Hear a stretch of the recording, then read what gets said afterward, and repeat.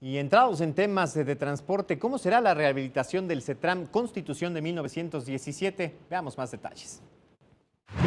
La modernización del paradero de Constitución de 1917 ubicado en Iztapalapa responde a una estrategia de reordenamiento del transporte y de la movilidad en toda la ciudad. Así lo expuso el secretario de Desarrollo Urbano Felipe de Jesús Gutiérrez. Señaló que este espacio actualmente se observa tumultuoso, complicado y en determinados momentos inseguro para los usuarios.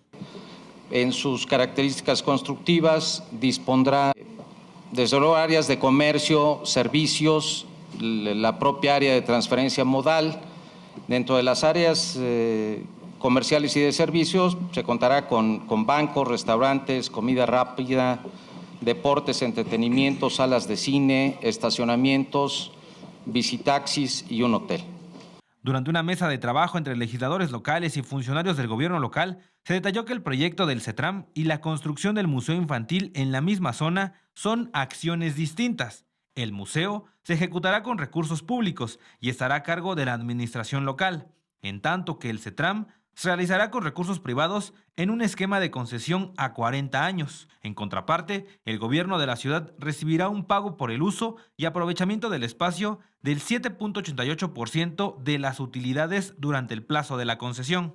Al finalizar la concesión, pasa completamente revierte al patrimonio de la ciudad, incluyendo el proyecto que se encuentra sobre el espacio concesionado.